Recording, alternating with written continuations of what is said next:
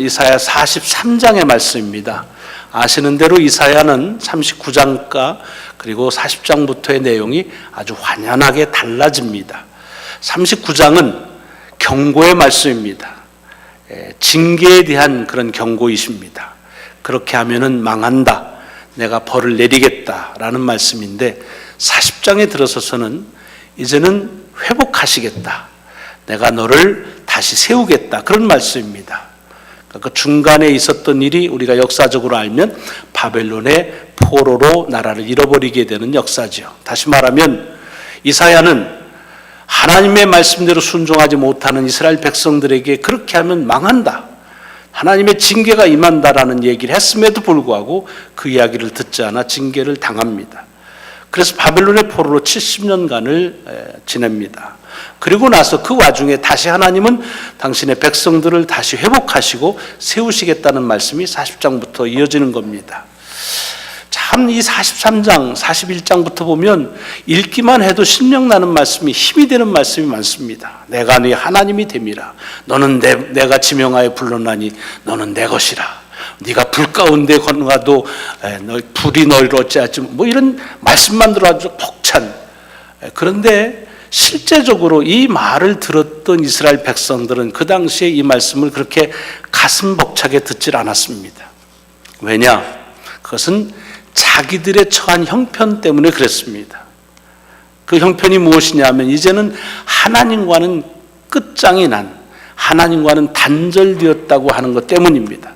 하나님이 이제는 쳐서 자기들을 버리셨기 때문에 더 이상 자기들의 예배를 받지도 아니하시고 하나님의 일어났던 역사들은 이제 끝났다라고 보는 겁니다. 여러분, 그래서 성경을 볼 때 하나님의 진노하시는 말씀에 대해서 경고의 말씀을 들은 사람은 하나님의 회복하시는 말씀도 듣지만, 하나님의 경고의 말씀을 버겁다고 해서 듣지 않은 사람은 회복의 말씀도 듣지 못할 때가 많습니다. 참 묘해요. 그건 지금도 진리입니다. 강단에서 선포되어지는 말씀이 내 생각과 다를 때라도 그 말씀이 하나님의 말씀으로 그렇게 들려질 때에, 그때 하나님께서 정말로 우리에게 임하시는 축복의 말씀도 들려지지, 그게 안 되면 다른 것도 안 되는 것은 지금도 여전합니다. 어쨌든 이렇게 이제 이스라엘 백성들이 하나님과 단절되었다고 하는 속에서 절망 가운데서 살면서, 그때 무슨 일이 일어나느냐 하면 이제 시나고그가 시작이 됩니다. 이 회당이라고 하는 것은 교육입니다.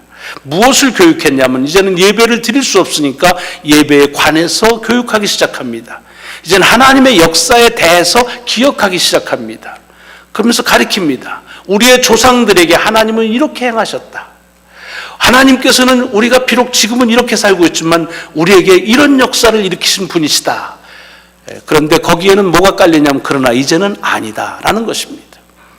이제는 다 끝났다. 그러나 지금 우리의 보여지는 이것은 우리의 원래 모습은 아니었다라는 얘기입니다. 이때에 하나님께서 이사야를 통해서 다시 부르시는 겁니다. 그러면서 오늘 본문에 보면은 이전 것은 지나갔으니 보라 새 것이 이제 임한다는 말씀, 이게 송구영신 예배 때만 쓰라는 게 아니에요. 이게 무슨 소리냐 하면 이스라엘 백성들이 하나님의 역사에 대해서 이제 그 기억하면서 그 기억 속에서만 머무는 겁니다. 홍해를 건넜던 오늘 말씀이 있죠.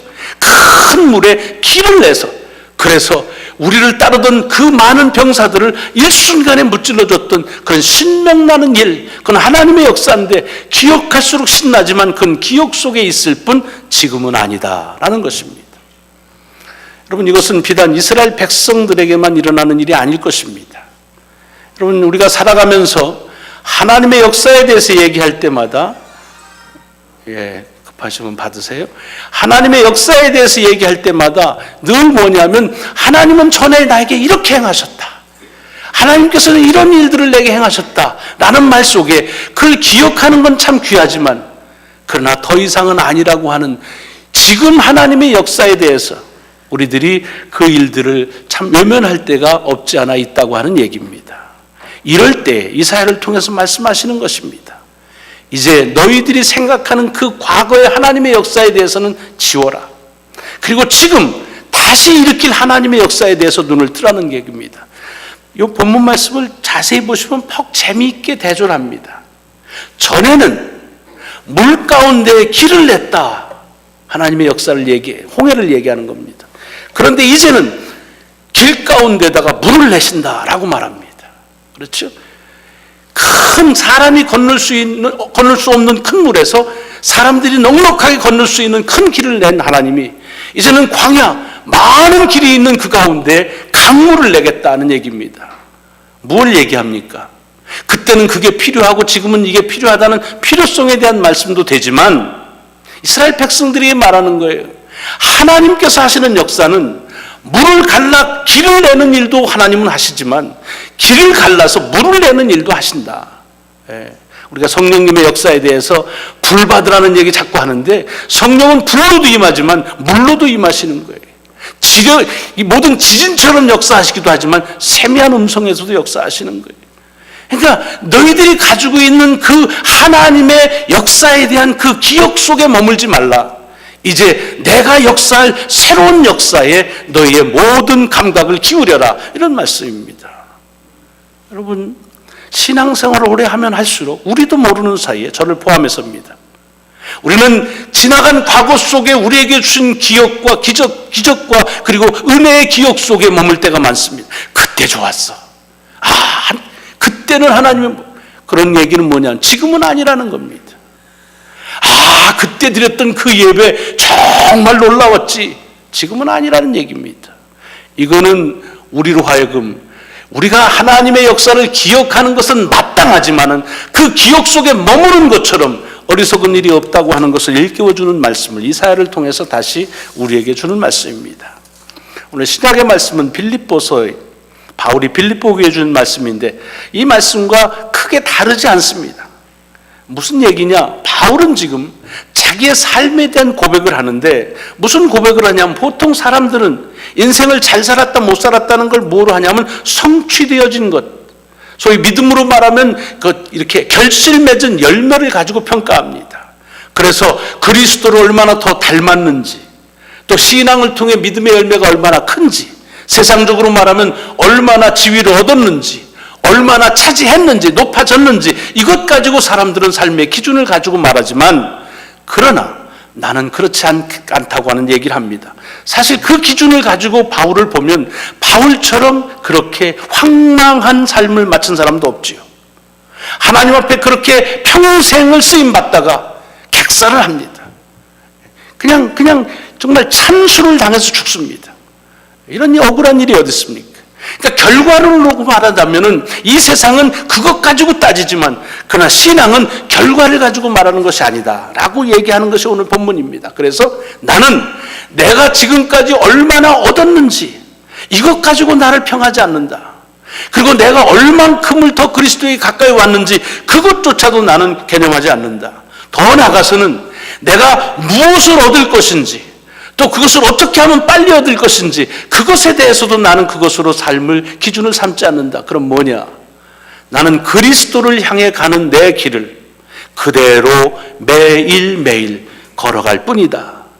그리스도를 향해서 가는 길을 나는 그냥 갈 뿐이라고 얘기합니다. 이것을 기적이라고 하는 텀으로 놓고 보자면 여러분 우리 신앙인들은요 삶의 기준이라는 우리의 삶의 어떤 자기의 정체성은 우리 스스로의 노력이 있다고 보질 않습니다. 결국 내가 어떤 삶을 사느냐 하는 것은 하나님과 내가 어떤 관계를 가졌느냐, 더 구체적으로 말하면 하나님이 내게 어떻게 행하시고 내가 하나님께 어떻게 행하셨느냐, 이것으로 규정될 때가 많습니다. 그러니까 바울은 얘기하는 거예요. 나는 하나님이 내게 얼만큼을 행하셨다, 그것 가지고 내 삶을 또 내 신앙을 평가하지 않는다. 또 얼만큼을 내게 허락하실 것이다라는 미래에 주어질 그 꿈에 내가 묻혀 사는 것도 아니다. 나는 하루하루 하나님이 내게 베푸시는 역사 가운데서 그 역사 속에서 살아가고 있는 것이다라는 얘기입니다.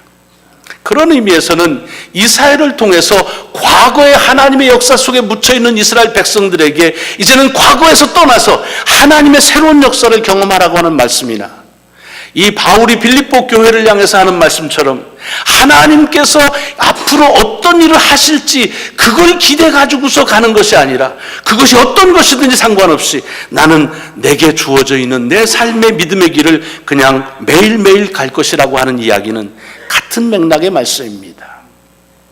우리가 우리 자신을 보면요, 이 두 가지 패턴 중에 하나입니다. 두 가지가 뭐냐? 하나는 우리 자신을 볼 때 내가 지나간 과거 속에서 내가 얻어진 것, 또는 과거 속에서 신앙통으로 말하면 하나님께서 내게 역사하신 것 가지고 내 자신을 평가할 때가 많습니다.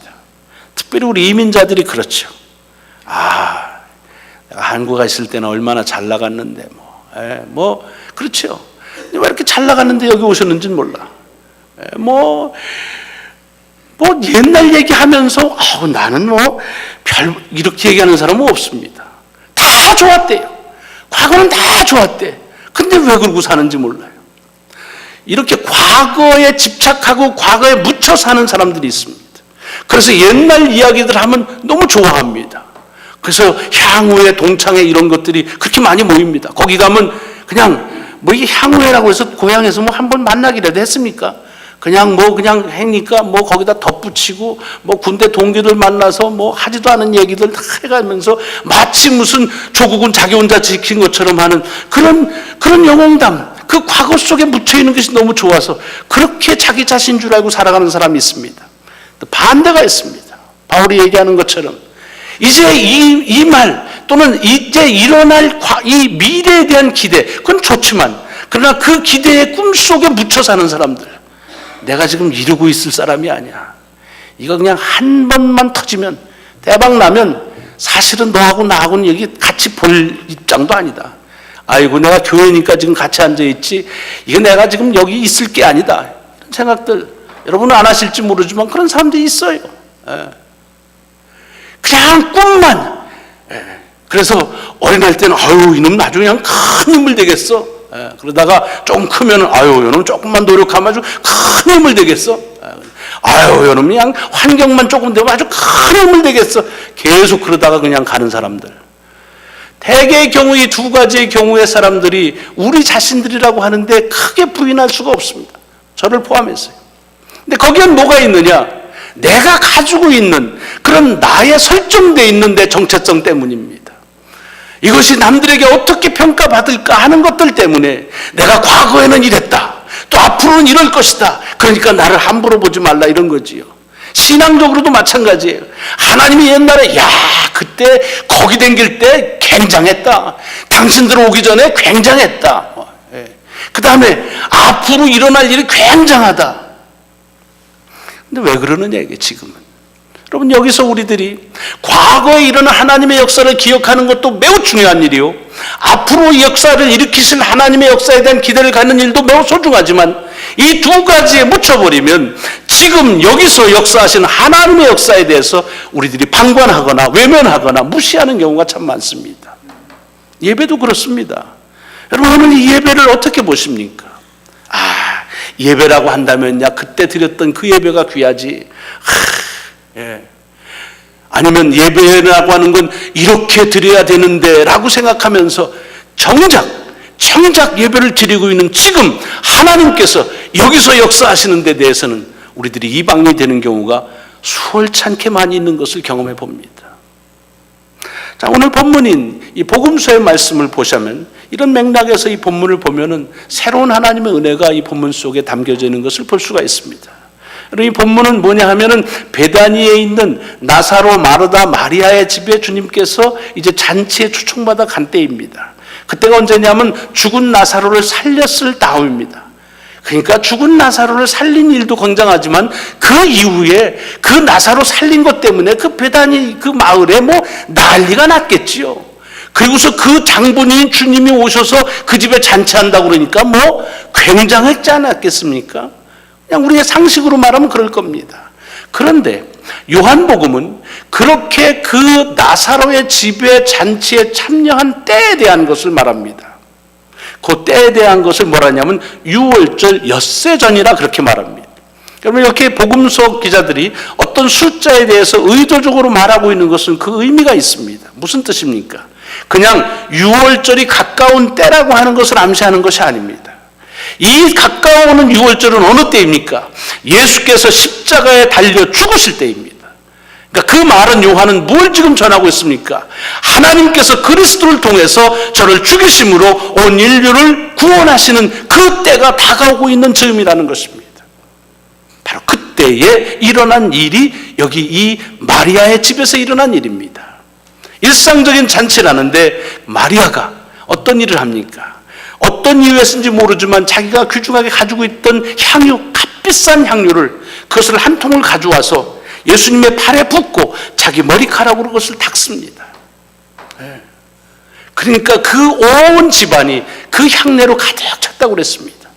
그러니까 머리 좋고 계산 빠른 가룟 유다가 얘기하는 겁니다. 아니, 저걸 팔으면 300대라는, 한 사람이 1년을 일해야 얻을 수 있는 품삯의 그런 굉장한 건데 그거 가지고 가난한 사람을 주면 얼마나 좋을까? 왜 허비하는가? 여러분, 이 말씀만 있었으면 가룟 유다는 정말 정의로운 사람입니다. 그렇죠. 그렇게 낭비하면 안 되지요. 가난한 사람을 위해서 해야 되지요. 그런데 요한은 거기에 구체적으로 친절하게 설명을 하죠.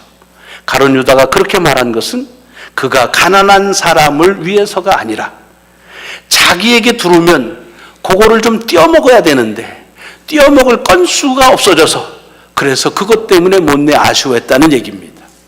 여러분, 이런 가룟 유다가 우리의 마음속에 있어요. 보면은 어떤 일을 할 때 내가 마음에 안 들잖아요. 그럼 그냥 마음에 안 들면 돼. 그런데 마음에 안 든다 그러면 쪼잔해 보이니까 그 일이 되는 일에 대해서 자꾸 뭐라 그래요. 뭐 그거 다 이렇게 하면 좋을 텐데 그렇다고 해서 그걸 하느냐? 그렇지도 않아요. 우리의 마음에 그런 게 있습니다. 근데 오늘 본문 속에서 중요한 대목은 그 말씀을 가지고 갖는 교훈도 중요하지만 주님께서 이 마르다가 하고 있는 일에 대해서 아주 정확하게 무엇을 하고 있다는 얘기를 하고 있습니다. 그것은 주님의 죽으심을 준비하고 있다고 말하고 있습니다. 여러분, 사실은 마리아가 주님 죽으실 것을 알고 그리고서 그렇게 향유를 부었을까? 그런 언급은 없습니다. 아마 그렇지 않을 수도 있습니다.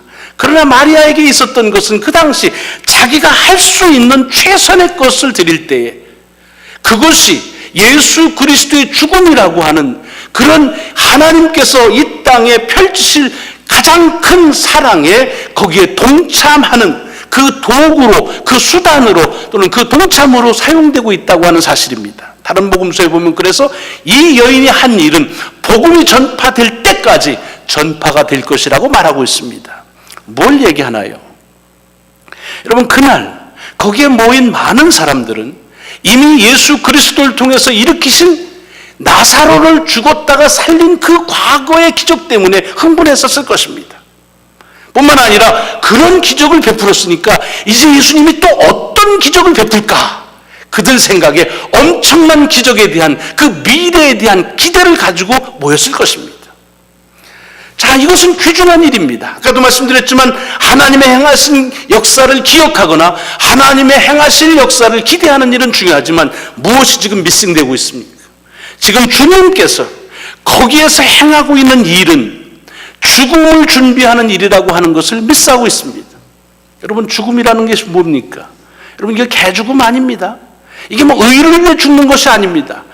여러분, 하나님께서 예수 그리스도를 통해서 일으키신 모든 기적은 하나님께서 우리를 사랑하시기 때문에 우리를 죄에서부터 자유함을 얻고 구원하시기 위해서 하신 것입니다. 그래서 모든 병자를 고칠 때마다 네 죄가 사함 받았다 그랬습니다. 그렇다고 한다면 예수 그리스도께서 십자가에 죽으시는 이것이야말로 기적 가운데 기적이죠.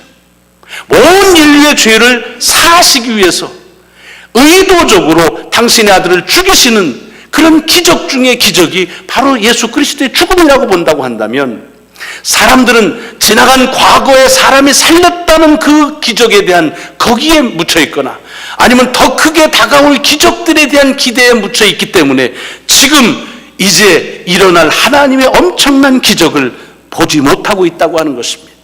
그것을 마리아로 보게 하셨다고 하는 얘기입니다. 이 말씀 속에서 우리에게 이 아침에 주시는 도전은 무엇입니까? 여러분은 여러분 자신을 어떻게 무엇을 가지고 기준으로 평가하십니까? 여러분이 지금까지 쌓아놓았던 경력입니까? 신앙적으로 말하면 여러분께 행하셨던 하나님의 지금까지의 역사입니까? 귀합니다. 그러나 그것에 머문다고 한다면 그러면 여러분은 과거에 묻혀 사는 사람입니다. 반대로 이제 장차 다가올 하나님의 역사에 기대를 가지십니까? 좋은 일이긴 합니다만은 그 속에 묻혀 살면 여러분은 그냥 가능성으로서만 끝나고 그렇게 삶이 끝날 수도 있을 것입니다. 중요한 것은 그런 기억과 기대 사이에서 지금 오늘 여기에 내게 일으키시는 하나님의 역사를 봐야 된다는 것입니다. 여러분, 과거에 일어난 기적이라는 것도요, 그 당시에 지금 여기서 일어나는 기적 때문에 그것이 시간이 지나 과거가 되는 겁니다. 장차 앞으로 올 것도 그것이 이제 우리가 경험하게 되면 그것이 지금 오늘의 기적이 되고 그리고 과거의 기적이 되는 것입니다. 다시 얘기하자면 우리가 우리 자신을 또는 하나님의 역사를 볼 때 과거나 미래에 대해서 묻혀 있다가 현실적으로 지금 여기서 역사하신 하나님의 역사, 그리고 우리 자신의 모습을 우리에게 주시는 나의 정체성으로 그렇게 외면하거나 잊어버리거나 우리 스스로 그것을 방관하는 일은 없어야 되겠다고 하는 말씀을 이 아침에 주시는 것입니다. 하나님은 지나간 역사 속에도 역사하셨지만 그리고 앞으로도 역사하실 것이지만 분명한 것은 지금 여기에 우리에게 역사하고 계시다는 것입니다. 좀 더 솔직하게 고백하자면 우리가 살아있다고 하는 자체가 기적입니다. 아마도 이것을 지금 가장 뼈저리게 경험하실 분이 박 목사님이실 겁니다. 찰나에서 지금 내가 예배를 드릴 수 없는데 드린다라고 말씀, 그건 우리 모두가 마찬가지입니다.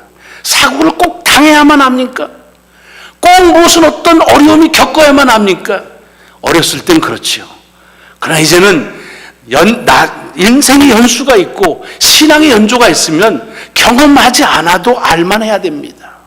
과거의 역사를 보고서 과거에 묻히는 것이 아니라 지금도 신실하게 역사하신 하나님이 계시다는 사실을 고백하고 감사해야 됩니다. 앞으로 우리에게 펼치실 것에 대한 꿈을 갖는 것, 그 꿈에 묻히는 것이 아니라 지금 하나님은 나를 살게 하시고 나로 예배하게 하시고 나로 우리의 삶 속에서 하나님의 역사 가운데 묻혀 살게 하신다는 사실을 고백할 수 있어야 된다고 하는 말입니다. 바라기는 저와 여러분의 주어지는 매일매일의 삶이 하나님의 기적의 연속이라는 사실을 잊어버리지 마시고, 누가 어떻게 사느냐, 하나님의 기적이 무엇이냐고 물을 때 지나간 과거에 묻히거나 오지 않은 미래에 꽂히는 것이 아닌 지금 여러분에게 임하시는 하나님의 귀한 기적이 여러분의 고백이 되시기를 주의 이름으로 축원합니다. 기도하시겠습니다.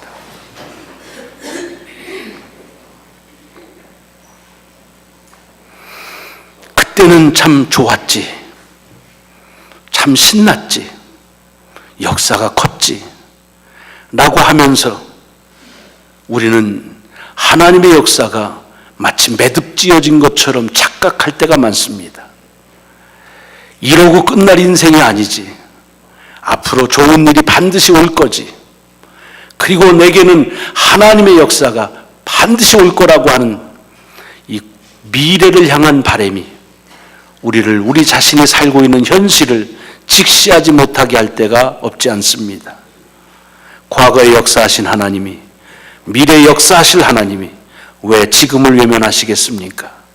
지금이 없이 어떻게 미래가 있고 과거가 있겠습니까? 하나님, 매일매일의 삶이 하나님께서 주시는 기적으로 살고 있음을 고백하고 이를 감사하는데 인색하지 않게 하여 주옵소서. 내가 모든 것을 이루었담도 아니요 또 무엇을 얻으려고 함도 아니라 그리스도를 향할진대 나는 그대로 향할 것이라고 하는 바울의 고백이 우리의 고백이 되게 하여 주옵소서. 가지고 있는 것 가운데 최선의 것을 드릴 때에 하나님께서 그것을 통하여 그리스도의 죽음을 통한 온 인류를 구원하시는 기적의 귀한 준비로 사용하셨던 마리아가 저희들이기를 소망합니다. 그리 살아가는 저희들이 되게 하여 주옵소서. 예수 그리스도 이름으로 감사하며 기도드리옵나이다. 아멘. 아멘.